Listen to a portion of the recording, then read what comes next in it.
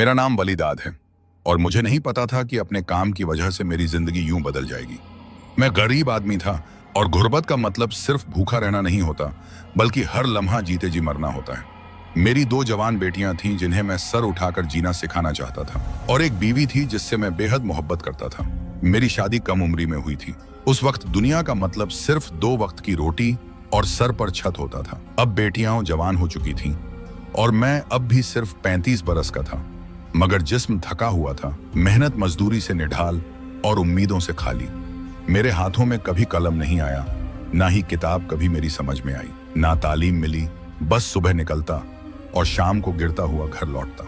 ऐसे ही एक दिन किसी ने मशवरा दिया कि चौकीदारी कर लो, बड़े घरों में नौकरी लग जाती है। बस गेट के पास बैठना होता है, खाना भी मिलता है, कभी कभी कपड़े भी मिल जाते हैं और रहने को जगह भी।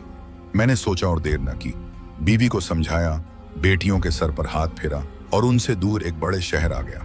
जिस बंगले में मुझे नौकरी मिली वो वाकई बहुत बड़ा था। गेट के पास एक छोटा सा केबिन बना हुआ था। मुझे वहीं बिठा दिया गया। कोई तफसील न दी गई, बस एक नौकर आता था, 3 वक्त का खाना देता था। पीछे की तरफ उस एक छोटा रास्ता था जहां एक क्वार्टर था। ये क्वार्टर भी मेरा ही था, लेकिन मुझसे कहा गया कि ज्यादातर गेट के पास ही रहा करो। रात को भी केबिन में सोना बेहतर है, क्वार्टर सिर्फ सामान रखने के लिए है। शुरू में मुझे कुछ अजीब सा लगा, लेकिन जब देखा कि पैसे वक्त पर मिल रहे हैं, खाना भी ठीक है और ज्यादा कुछ करना भी नहीं पड़ता, तो मैं खामोश हो गया। पहला महीना गुजर गया, फिर दूसरा शुरू हो गया। लेकिन हैरत की बात यह थी कि अभी तक मैंने उस बंगले में किसी को आते जाते नहीं देखा था। ना कोई गाड़ी अंदर आई, ना कोई मेहमान, ना कोई मालिक, ना कोई बच्चा, ना कोई आवाज, ना कोई कहानी। बस नौकर आता था, खाना देकर चला जाता था। वो भी ज्यादा बात नहीं करता था। चेहरे पर संजीदगी और आंखों में अजीब सा खौफ होता था। एक रात मैंने उससे पूछ ही लिया, भाई इस घर में रहता कौन है? उसने मेरी तरफ देखा, फिर नजरें चुरा ली। बस इतना कहा, जो यहाँ रहते हैं उनके बारे में सवाल मत किया करो, अपना काम करो और वक्त पर खाना ले लिया करो। फिर वो पलट गया। उसकी पीठ पर पसीना था और कदमों में तेजी। मैं खामोश हो गया, लेकिन दिल में एक तजस्सुस पैदा हो चुका था। आखिर इतने बड़े बंगले में कौन रहता है और क्यों कोई अंदर बाहर नहीं आता? कभी कभी जब रात के वक्त सब खामोश होता, मैं बंगले के अंदर की बड़ी खिड़कियों की तरफ देखता। वो खिड़कियां अंदर से बंद होती, लेकिन यूं लगता जैसे कोई उनके पीछे खड़ा मुझे देख रहा हो।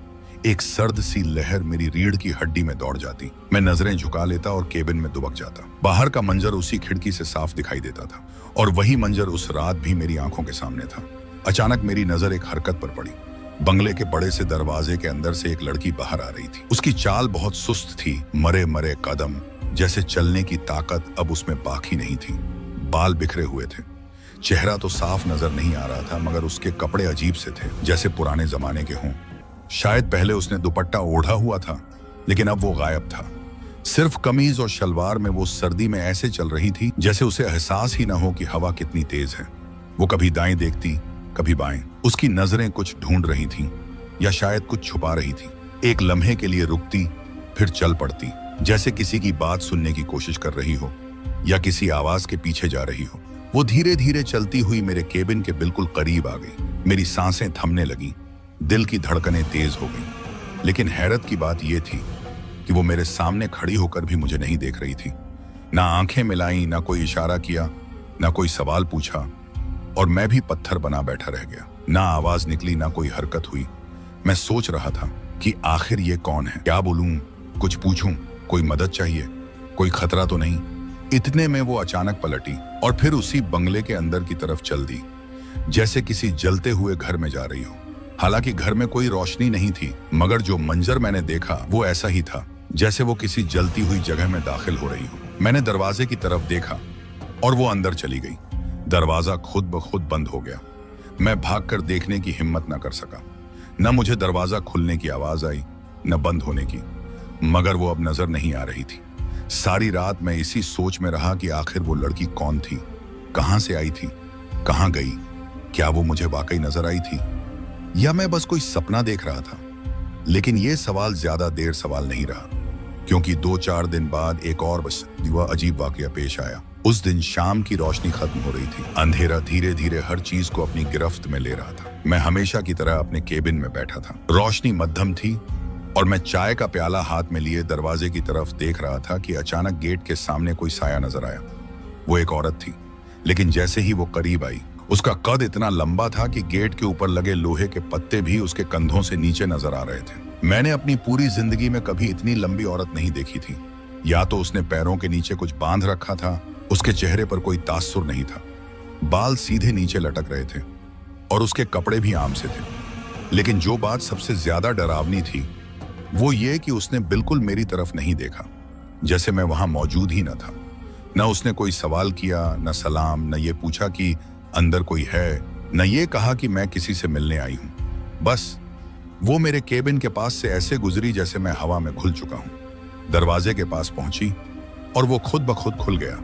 न कोई चौकीदार, न कोई चाबी, न कोई दस्तक। और फिर वो अंदर दाखिल हो गई। दरवाजा एक बार फिर बंद हो गया, लेकिन इस बार भी न खुलने की आवाज आई न बंद होने की। मेरी नजरें दरवाजे पर टिकी रह गईं। मैं अपनी जगह साकित हो चुका था, जिस्म जैसे सुन्न हो गया था और जहन में सिर्फ एक ही सवाल था, आखिर ये सब क्या हो रहा है? ये औरत कौन थी? ये घर किसकी मिल्कियत है, जहां लोग बिना दरवाजा खोले आते हैं और बिना कुछ कहे अंदर चले जाते हैं, और उनके चले जाने के बाद जो सन्नाटा रह जाता है वो हर मामूली आवाज को चीख बना देता है। एक दिन तो ऐसा भी हुआ कि मैंने 3-4 लोगों को फिर से उस बंगले के अंदर जाते देखा, लेकिन ये लोग बिल्कुल मेरी तरफ नहीं देखते थे, अपनी मस्ती में गुजर जाते थे। मैं उनके पीछे चल पड़ा कि शायद थोड़ा आगे जाकर देख सकूं कि दरवाजा कौन खोलता है, अंदर क्या हो रहा है। ये लोग तो ऐसे सजे धजे आते थे जैसे अंदर कोई शादी हो रही हो, लेकिन उनकी सजावट भी कुछ अजीब सी होती थी, जैसे कोई पुराना जमाना हो, या जैसे वो कपड़े अब मैले हो चुके हों लेकिन उन पर चमक बाकी हो। जब मैं थोड़ा आगे बढ़ा और देखने की कोशिश की तो अचानक मुझे लगा कि जैसे कुछ भी नजर नहीं आ रहा। सामने की फिजा धुंध से भर गई थी और जब मैं वापस अपने केबिन की तरफ लौटा तो वहां का मंजर देखकर मैं हैरान रह गया। मेरे केबिन के पास एक बहुत ही खूबसूरत लड़की बैठी हुई थी। उसने ऐसे कपड़े पहन रखे थे जैसे किसी शादी में आई हो। वो मेरे जलाए हुए कोयलों से हाथ सेंक रही थी। मैंने हिम्मत करके पूछा, आप कौन हैं? उसने मेरी तरफ देखा और कहा, सर्दी बहुत है, मैं बस हाथ गर्म कर रही हूं। मैंने कहा, जी कर लीजिए, और खुद बाहर जाकर खड़ा हो गया। मुझे उसके करीब खड़ा होना मुनासिब नहीं लगा, मगर थोड़ी ही देर बाद उसने मुझे आवाज देकर बुलाया। मैं हैरान हुआ और पूछा, आपको मेरा नाम कैसे पता? वो मुस्कुराई और बोली, मुझे पता है तुम्हारा नाम, क्योंकि मैं यहीं रहती हूं। मैं और ज्यादा हैरान हो गया। मैंने पूछा, यहां और कौन कौन रहता है? तो वो बोली, बहुत सारे लोग रहते हैं। मैंने कहा, अगर इतने सारे लोग रहते हैं तो कभी आते जाते क्यों नहीं दिखते? तुम लोग तो बाजार से सामान लेने भी नहीं निकलते। इस बात पर वो हंसने लगी, लेकिन कोई जवाब नहीं दिया। बस इतना कहा, तुम अच्छे इंसान हो, 2-3 महीनों से देख रही हूं, कोई गलती नहीं की तुमने, बहुत अच्छा काम कर रहे हो। मैंने कहा, अच्छा हुआ आप मिल गई। मैं 2-3 महीनों से अपने घर भी नहीं गया। मेरी बीवी को मेरी बहुत याद आ रही है। सोच रहा था 2 दिन की छुट्टी लेकर चला जाऊं, लेकिन मुझे ये नहीं पता था कि छुट्टी किससे मांगूं। अगर आप ही मालकिन हैं तो मुझे छुट्टी दे दीजिए। वो कहने लगी, हाँ कोई मसला नहीं, तुम 2 दिन के लिए जा सकते हो। और फिर उसने मेरे हाथ पर कुछ पैसे भी रख दिए। जब मैंने पैसे देखे तो मैं दंग रह गया। ये इतने ज्यादा थे जितनी मेरी 3 महीने की तनख्वाह भी नहीं होती। मैंने कहा, अरे क्या आपने एडवांस दे दिया है? तो वो मुस्कुराकर कहने लगी, ये एडवांस नहीं है, तुम कहते थे ना कि बीवी बच्चों से मिलने जाना है, तो ये उनके लिए है, जो कुछ ले जाना हो ले जाना। मैं हैरान रह गया। इस घर से पहली बार किसी शख्स से बात हुई थी, और वो भी इतनी नेक दिल और इतनी मेहरबान। फिर वो लड़की अंदर चली गई और मैं 2 दिन की छुट्टी पर चला गया। घर गया, बच्चों से मिला, बीवी से मिला, बहुत खुशी हुई। जब बीवी को पैसे दिए तो वो हैरान हो गई, कहने लगी, इतने सारे पैसे कहां से आए? मैंने कहा, एक लड़की थी, उसने दिए हैं। बीवी थोड़ा चौंकी और बोली, लड़की? लड़की ज्यादा फ्री तो नहीं हो रही थी आपसे? मैंने हंस के कहा, ये कैसी बात कर रही हो, मेरी अपनी बेटियां हो, जवान हैं। तो वो कहने लगी, बेटियां तो अपनी जगह हैं, मगर तुम खुद भी अभी जवान हो और दिखने में भी अच्छे हो, कोई भी लड़की तुम पर पैदा हो सकती है। मैंने हंसकर कहा, तुम मेरी बीवी हो, इसलिए तुम्हें मैं अच्छा लगता हूं। ऐसी कोई बात नहीं है। 2 दिन बहुत खुशी खुशी गुजरे। फिर मैं वापस अपने काम पर लौट आया। मैं बीवी को जरूरत से ज्यादा पैसे दे आया था और मुझे पूरा यकीन था कि उसने उन पैसों से बच्चों के लिए कुछ न कुछ जरूर लिया होगा। शायद उनके कपड़े लिए होंगे, या घर के लिए कुछ सामान ले आई हो, या फिर कोई पुरानी जरूरत पूरी की हो। जिसे वो हमेशा मेरी कमाई देखकर टाल देती थी। मैं इन ख्यालों में डूबा हुआ था कि मेरे फोन की घंटी बजी। स्क्रीन देखी तो हैरान रह गया। कॉल मेरे साले की थी, जो कभी कभार ही फोन करता है और कभी भी बेमकसद बात नहीं करता। मुझे कुछ अजीब सा लगा, लेकिन कॉल उठा ली। वो शुरू से ही तंजिया लहजे में बोल रहा था।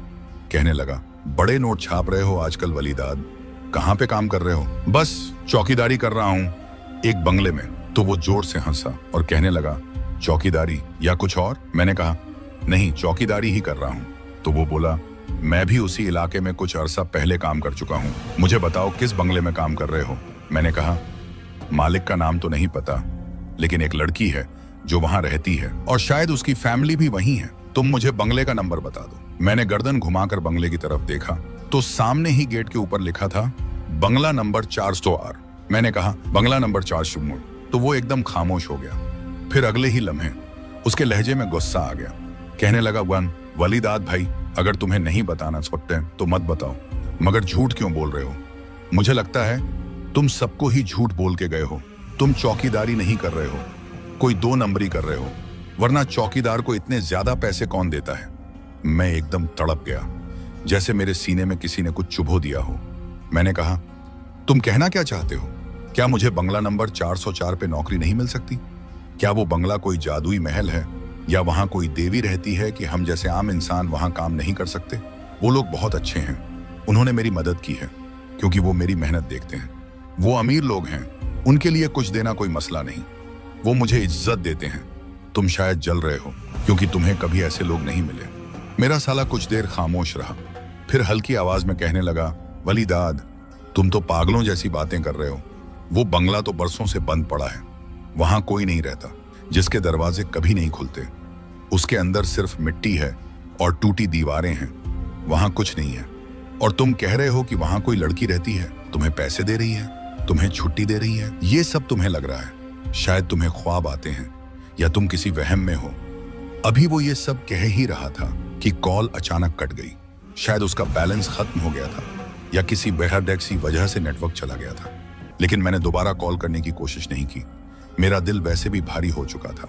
मैंने सोचा, दफा करो उस आदमी को जिसे ये देखकर भी खुशी नहीं हो रही कि मेरे हालात बेहतर हो रहे हैं। उसका हर जुमला जलन से भरा हुआ था और मुझे यूं महसूस हो रहा था जैसे वो किसी और ही दुनिया की बातें कर रहा हो। मुझे यकीन था कि वो सब पुरानी बातें हैं। शायद उस वक्त वो बंगला वीरान हो, लेकिन अब वहां सब कुछ है। मैंने अपनी आंखों से देखा है, उन लोगों से मिला हूं। वो लड़की जो मुझसे बातें करती थी, वो कोई वहम नहीं हो सकती। वो इतनी हकीकी थी कि मैंने उसके दिए हुए पैसे अपनी जेब में रखे थे, उसकी बातें सुनी थी, उसके चेहरे के तासुर देखे थे और उसके अल्फाज मुझे अब भी याद हैं। मैंने खुद से कहा, शायद वो सब अपने जमाने में यहाँ आया हो और तब वाकई यहाँ कुछ न रहा हो, लेकिन अब ये सब कुछ है। और मैं न तो पागल हूं, न ही कोई 2 नंबरी कर रहा हूं। मैं बस एक चौकीदार हूं और शायद अपनी किस्मत से थोड़ा ज्यादा खुशनसीब भी। मगर मेरे साले ने जो बातें फोन पर की थी, वो मेरे दिल में किसी कील की तरह चुभ रही थी। मैं बार बार यही सोच रहा था कि वो ऐसी बातें कैसे कर सकता है। क्या वो वाकई सच कह रहा है या सिर्फ जलकर मेरे हौसले तोड़ने की कोशिश कर रहा है? क्या वाकई मैं किसी खंडहर में बैठा हूं? क्या वाकई यहाँ कोई रह नहीं रहा? ये सवाल मेरे जहन में ऐसे घूमने लगे जैसे बारिश से पहले तेज हवा चलती है और गर्द उड़ने लगती है। मेरे दिल में बेचैनी बढ़ने लगी। मैंने फैसला किया कि अब और खामोशी से नहीं बैठूंगा। मुझे खुद मालूम करना होगा कि हकीकत क्या है। मैं बंगले के चारों तरफ चक्कर लगाने लगा और फिर सीधा खिड़की के पास जा खड़ा हुआ। शायद कोई नजर आ जाए, शायद अंदर कोई हलचल दिखाई दे। मैं उस बंगले के अंदर झांकने की कोशिश करने लगा, मगर ये कोई आम खिड़कियां नहीं थी। इनमें बाहर से अंदर देखना मुमकिन नहीं था। अंदर से बाहर देखना तो मुमकिन हो, मगर बाहर से अंदर नहीं। जैसे किसी ने जानबूझकर शीशे ऐसे लगवाए हों ताकि पराई आंखों से पर्दा रखा जा सके। मैं बार बार मुख्तलिफ झावियों से देखने की कोशिश करता रहा। मैं अभी यही सब कर रहा था कि अचानक वही लड़का आ गया जो रोज मेरे लिए खाना लेकर आता था। उसने मुझे हैरानी से देखा और कहा, क्या कर रहे हो? मैं चौंक कर उसकी तरफ देखता हूं और कहता हूं, देख रहा हूं, शायद अंदर कोई हो। वो फौरन बोला, वलीदाद भाई, अंदर तो कोई भी नहीं है, ये तो मैंने पहले ही बताया था। मैंने कहा, मुझे तो याद नहीं, तुमने कब बताया? वो कहने लगा, नहीं बताया होगा, लेकिन हकीकत यही है कि अंदर कोई भी नहीं रहता। तुम्हें सिर्फ एक खाली बंगले की चौकीदारी के लिए बैठाया गया है। ताकि कोई उस पर कब्जा ना कर ले। मैंने एक लम्हे की खामोशी के बाद पूछा, क्या मतलब? ये जो लोग यहाँ आते हैं जाते हैं वो क्या हैं? और वो लड़की जो मेरे पास आती है, जो मेरे साथ बैठती है, वो कौन है? लड़के ने मेरी बात काटते हुए कहा, वलीदाद भाई, मैंने पहले ही कहा था कि अगर तुम्हें यहाँ कोई आता जाता दिखाई दे तो उस पर ध्यान मत देना, उसके बारे में सवाल मत करना और न ही उससे बात करना। मैंने चौंक कर कहा, लेकिन वो लड़की जो रोज मेरे साथ बैठती है, जो मुझे खाना देती है, जो मुझे तनख्वाह देती है, वो क्या कोई ख्वाब है? वो क्या तुम्हारा कोई तासुर है जो मुझे दिखाई देता है? लड़का थोड़ी देर खामोश रहा, फिर आहिस्ता से बोला, यहाँ कोई लड़की नहीं रहती वलीदाद भाई, लेकिन यहाँ कुछ ऐसी बात जरूर है जिसकी वजह से कोई भी यहाँ रहना नहीं चाहता। लेकिन मालिक को इस पर जो पैसा लगा है उसकी हिफाजत जरूरी थी, इसलिए वो चौकीदार रखना चाहता था। मकामी लोग तो जानते हैं कि यहाँ क्या मसला है, इसीलिए कोई इस काम के लिए तैयार नहीं हुआ। इसीलिए तुम्हें दूर दराज के इलाके से बुलाया गया ताकि तुम्हें यहाँ बिठाया जा सके। तुम्हें तो सिर्फ काम की तनख्वाह मिलनी थी और खाना तो वैसे भी दे रहे थे, तो मैंने सोचा तुम्हें रख लेते हैं। फिर उसने मेरी तरफ देखा और कहा, जिन लोगों को तुमने आते जाते देखा है वो तुम्हारा वहम भी हो सकता है। मैंने धीमी आवाज में कहा, हो सकता है वहम हो, लेकिन वो लड़की मेरे सामने बैठी थी, मुझसे बातें कर रही थी, मैं उसकी आवाज सुन सकता था। उसने मेरे हाथ पर हाथ रखा था, मैंने वो लम्स महसूस किया था, मैंने उसकी आंखों में आंखें डालकर बातें की थी। ये सब वहम कैसे हो सकता है? लड़के ने मेरी आंखों में देखा और संजीदगी से पूछा, तुम मुझे उस लड़की का हुलिया बता सकते हो? कैसी थी वो? मैंने फौरन कहा, बहुत खूबसूरत थी, गोरी रंगत थी, दुबली पतली थी, उसकी आंखें बड़ी बड़ी और बेहद असरदार थी। वो बहुत नफीस कपड़े पहनती थी, उसके चेहरे पर एक अजीब सी चमक होती थी, जैसे वो इस दुनिया की नहीं। लड़का कुछ देर खामोश खड़ा रहा, फिर कहा, एक मिनट रुको, और वो भागता हुआ बंगले के साइड पे बने आउट हाउस की तरफ चला गया। मैं हैरानी से उसे देखता रहा। कुछ देर बाद वो वापस आया, उसके हाथ में एक पुरानी तस्वीर थी जिस पर गर्द जमी हुई थी। उसने तस्वीर मेरी तरफ बढ़ाई और कहा, क्या ये वही लड़की है? मैंने तस्वीर को गौर से देखा और मेरी आंखें फट गईं, दिल की धड़कन जैसे रुक गई, जुबान से बेसाख्ता निकला, हाँ यही तो थी।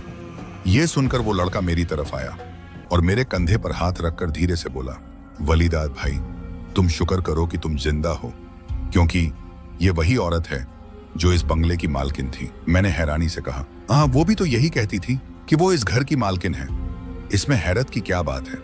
लड़का और ज्यादा संजीदा हो गया, उसके लहजे में एक लर्जिश थी, जैसे वो कुछ कहना चाहता हो लेकिन अल्फाज उसका साथ नहीं दे रहे थे। थोड़ी देर बाद उसने धीमे सुर में कहा, वलीदाद भाई, इस औरत को इस दुनिया से गए हुए 35 साल हो चुके हैं। ये सुनकर मेरी तेरी आंखों के सामने अंधेरा सा छा गया, कदमों के नीचे जमीन खिसकने लगी, जिस्म जैसे सुन्न हो गया, कुछ भी समझ नहीं आया। मैंने लड़के की तरफ देखा जैसे वो झूठ बोल रहा हो, लेकिन उसके चेहरे पर डर और सच दोनों साफ नजर आ रहे थे। उसने धीरे से कहा, जरूर तुम्हारे साथ कोई अनोखा तजुर्बा हुआ है, लेकिन अगर इसके बाद तुम यहाँ काम नहीं करना चाहते तो मैं तुम्हें रोकूंगा नहीं। तुम अकेले नहीं हो, यहाँ से पहले भी जो लोग आए वो भी कुछ ही दिन में चले गए, कोई डर के मारे, कोई बीमार होकर, और कुछ तो बिना कुछ कहे ही गायब हो गए। मैं वहीं एक साइड पर जमीन पर बैठ गया, हाथ जमीन पर टिकाए आसमान की तरफ देखने लगा, जैसे मेरे ऊपर आसमान टूट पड़ा हो। जहन में वो तमाम लम्हे घूमने लगे जब वो लड़की मेरे साथ बैठती थी, उसकी बातें, उसकी मुस्कुराहट, उसका लहजा, सब कुछ एक एक करके याद आने लगा। मैं सोचने लगा, अगर वो लड़की मर चुकी थी तो फिर मेरे साथ क्या हो रहा था? क्या मैं किसी और दुनिया की मखलूक से बातें कर रहा था? क्या ये सब मेरा वहम था, या मैं किसी ऐसे साए के साथ जी रहा था जो हकीकत में जिंदा नहीं था?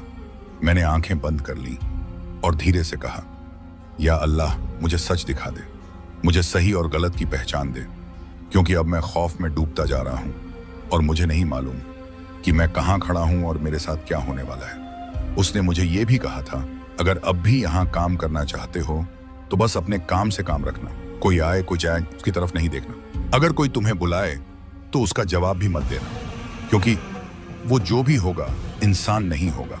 ये बात याद रखना। जब से मुझे इस हकीकत का पता चला था, सामने से ठीक ठाक लगता है लेकिन पीछे से इसकी दीवारें तक टूटी हुई हैं। कम से कम भी 70-80 साल पुराना घर मालूम होता है, शायद इससे भी ज्यादा। और आसपास कोई घर भी तो नहीं है। मेरे लिए खाना भी बाहर से आता है। इस घर में कोई नहीं रहता, ये बात तो अब साबित हो चुकी थी। फिर उस रूह का मेरे सामने आना, मुझसे बातें करना, मेरी मदद करना, एक अजीब सी बात थी। 1 हफ्ता गुजर गया जैसे कि कुछ हुआ ही नहीं था।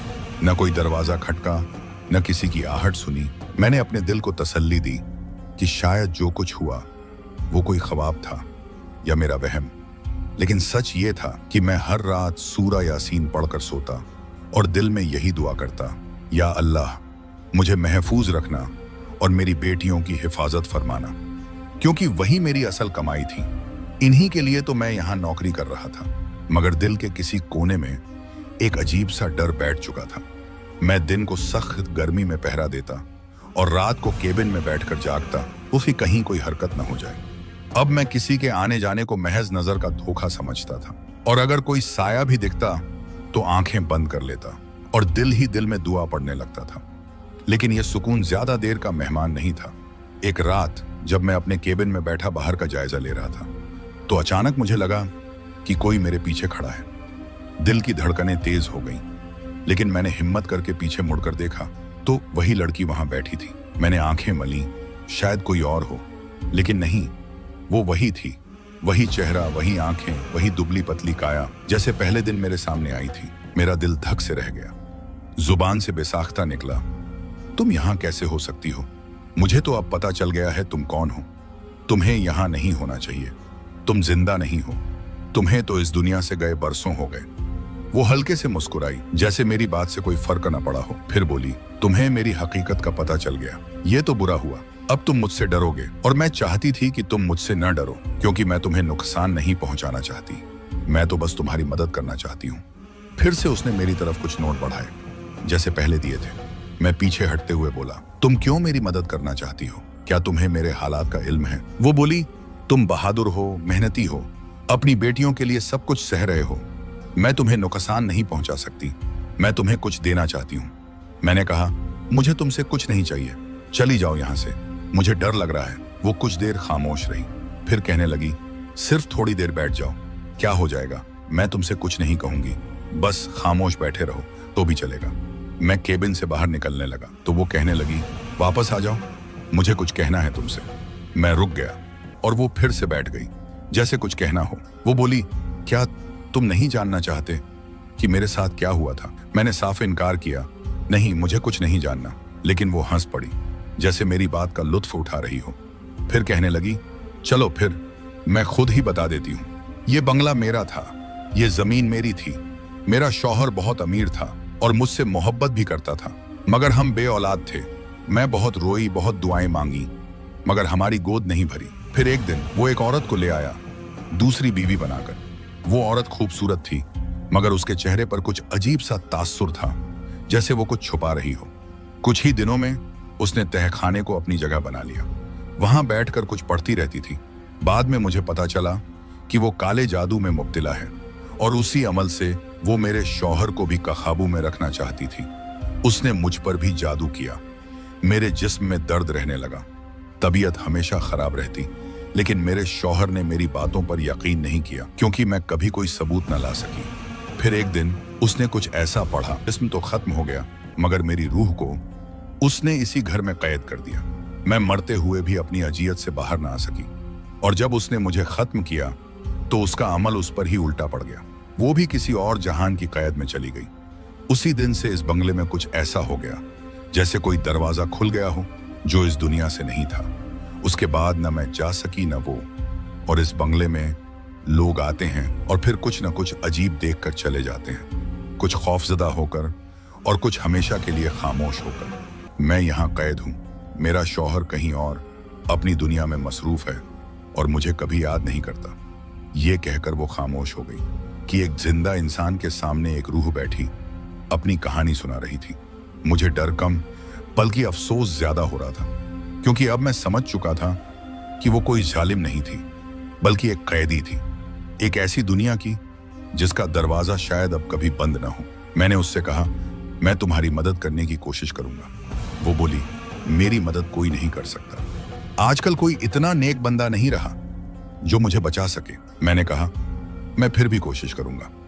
वो मुस्कुराती हुई चली गई और टेबल पर फिर से उतने ही पैसे रख गई जितने मेरी 3-4 महीने की तनख्वाह के बराबर थे। शाम हुई तो मैं इधर उधर फिरने लगा। दिल बेचैन सा था। सोचा किसी बड़े का मशवरा लूं। मैंने पूछा, इमाम साहब कहाँ होते हैं? किसी ने बताया, सामने वाली गली में उनका घर है। मैं उनके पास गया, सलाम किया और उन्हें सारा वाकया बताया। उन्होंने बड़े गौर से मेरी बात सुनी और सर हिलाते हुए बोले, बेटा, तुमने बहुत अजीब बातें देखी हैं, लेकिन ये सब हकीकत भी हो सकता है और फरेब भी। मैं तुम्हें एक तावीज लिख के देता हूं, वो तुम उस लड़की को दे देना, शायद उसका मसला हल हो जाए। मगर बेटा, इस मामले में ना ही पड़ा जाए तो अच्छा है, क्योंकि वो लोग हमसे ज्यादा ताकतवर होते हैं और जिस औरत ने कुदरत के साथ खेला है उसकी वजह से यह कैद हुई है। अब कौन जाने उसने क्या अमल किया था। उन्होंने मुझे तावीज दे दिया। मैं वो लेकर केबिन वापस आ गया, लेकिन मेरी किस्मत देखो कि वो तावीज मुझसे कहीं गुम हो गया। मैंने सारा केबिन छान मारा, बिस्तर के नीचे देखा, लेकिन तावीज नहीं मिला। अब मैं बहुत परेशान हो गया। दिमाग का काम नहीं कर रहा था। सर्दी का मौसम था, धुंध भी बहुत थी। मैंने वुजू किया और नियत करके बैठ गया। एक साफ कागज लिया और उस पर आयतुल कुर्सी और सूरह यासीन का पहला रुकू लिखने लगा। हर आयत लिखते वक्त दिल से दुआ करता रहा, या अल्लाह, ये तेरी बंदी है, इसकी मदद फरमा। उसके बाद मैंने उस कागज को तह किया, तावीज की तरह लपेटा, धागे से बांध दिया। अब मैं उस लड़की का इंतजार करने लगा। रात हुई, सर्दी ज्यादा थी, लेकिन मुझे नींद नहीं आ रही थी। रोशनी कम थी। मैं केबिन के बाहर बैठा था और वही लड़की आ गई, हमेशा की तरह, सफेद लिबास में और चेहरे पर अजीब सी उदासी लिए हुए। वो आई और हमेशा की तरह मेरे सामने बैठते ही फिर से वैसे ही पैसे रख दिए जैसे पहले रखती थी। मैंने पूछा, तुम बार बार ये पैसे क्यों देती हो? वो बोली, क्योंकि तुमने मुझे इंसानों में वो खूबी दिखाई है जो मैं बहुत अरसे से तलाश कर रही थी। मैंने कहा, मैं तुम्हें एक चीज देना चाहता हूँ, शायद इससे तुम्हें मदद मिल जाए। उसने पूछा, क्या है? मैंने वो तावीज उसके हाथ में रखा और कहा, इसे गले में डालना है, अल्लाह का कलाम है, इसमें बरकत है। उसने बड़े एहतराम से उसे खोला और फिर उसे अपने गले में डाल लिया। जैसे ही वो तावीज उसके जिस्म को छुआ, उसका रंग बदलने लगा। वो एकदम जैसे चौंक गई, उसकी आंखें फैल गईं और उसने मेरी तरफ देखा, फिर दरवाजे की तरफ दौड़ पड़ी। जब वो घर की दहलीज पार कर गई तो रुककर पीछे मुड़ी और बोली, मैं आजाद हो गई हूं, तुमने मेरे लिए वो कर दिखाया जो कोई ना कर सका। मैंने हैरानी से पूछा, क्या मतलब? वो बोली, तुम्हें अंदाजा नहीं है कि तुम्हारे हाथों मुझे आजादी मिली है। मैं तुम्हारी शुक्रगुजार हूं। मैंने कहा, मैंने तो सिर्फ अल्लाह का कलाम लिखा था। वो मुस्कुराकर बोली, अल्लाह के कलाम में ही तो ताकत होती है, और जब नीयत सच्ची हो तो वही कलाम मौजा बन जाता है। तुमने अपनी नीयत पाक रखी और वो काम हो गया जो 3 दहाइयों में नहीं हो सका। वो रुखसत हो गई, लेकिन जाते जाते कह गई, मेरी मदद अब तुम्हारे साथ हमेशा रहेगी। तुमने मुझे आजाद किया है, अब मैं तुम्हें अकेला नहीं छोड़ूंगी। मैंने हैरत से दरवाजे की तरफ देखा और फिर अंदर आकर बैठ गया। मेरे दिल में एक अजीब सा सुकून था, एक रोशनी सी महसूस हो रही थी, जैसे मेरी रूह हल्की हो गई हो। और वाकई उसके बाद जब भी मेरे पास पैसे खत्म हो जाते थे तो कहीं ना कहीं से मुझे मदद जरूर मिलती थी। कभी जमीन पर रखे हुए नोट मिल जाते, कभी किसी दरख्त की शाख पर कोई लिफाफा लटका होता जिसमें रुपए होते थे, कभी किसी कोने से कोई रकम निकल आती। मैं हैरान होता, सोचता ये सब क्या है, मगर फिर दिल कहता, अल्लाह अपने कलाम के वसीले से रास्ते खोल देता है, और अगर किसी मजबूर की मदद हो जाए तो वो मदद तुम्हारे लिए खैर बन जाती है। मुझे अब भी वो लम्हा याद है जब वो लड़की आजाद होकर दरवाजे से बाहर गई थी और उसकी आंखों में शुक्रगुजारी के आंसू थे। उस दिन मैंने जान लिया था कि ताकत किसी इंसान में नहीं होती, ताकत सिर्फ और सिर्फ अल्लाह के कलाम में होती है, और जो बंदा सच्चे दिल से किसी की मदद करे, अल्लाह उसे जरिया बना देता है। मैं एक आम सा चौकीदार था, न कोई वली, लेकिन एक सच्ची नियत ने एक कैद रूह को आजाद कर दिया और मेरी जिंदगी को भी बदल कर रख दिया। उसके बाद मैंने ये नौकरी छोड़ दी, क्योंकि अब मुझे पैसे तो कहीं ना कहीं से मिल ही जाते थे। बाकी मितपन थोड़ा बहुत मेहनत मजदूरी कर लेता था, नहीं करता तो लोगों को मुझ पर शक हो जाता। मैंने अपनी बीवी को भी ये बात कभी नहीं बताई, किसी को भी नहीं बताया। लेकिन आज इस बात को कई साल गुजर जाने के बाद मैंने इस पूरी कहानी को सबके सामने पेश कर दिया। मैं जितना मैं जानता हूं, ऐसे लोग हैं जो इन बातों पर यकीन नहीं करते, कहते हैं ऐसा कुछ नहीं होता। लेकिन ऐसे लोग तब तक यकीन नहीं करते जब तक उनके अपने साथ कुछ नहीं हो जाता। और यह भी हकीकत है कि ये तजुर्बे हर किसी के साथ नहीं होते। इसलिए अगर आपने तजुर्बा नहीं किया तो आप ये नहीं कह सकते कि ऐसा कुछ नहीं होता। और फिर जिन मखलूकात का जिक्र खुद कुरान में किया गया है, हम उन्हें कैसे झुठला सकते हैं? हम कैसे कह सकते हैं कि ऐसा नहीं होता? ये बात सच है कि मेरी जिंदगी में होने वाले उस तजुर्बे ने मेरी सोच बदल दी, मेरे घर के हालात बदल दिए। मुझे इस बात पर यकीन दिलाया कि एक अच्छे इंसान के पास अच्छाई की एक ताकत होती है जो उसे बहुत सी मुसीबतों से बचा लेती है। और एक अच्छा इंसान भूतों पर भी भारी होता है। उस बंगले में जो आने जाने वाले थे वो मुझे नहीं देखते थे, ऐसा नहीं था। वो मुझे देखते थे लेकिन मुझसे डरते थे, इसलिए खामोशी से गुजर जाते थे, क्योंकि मेरे पास ईमान की ताकत थी।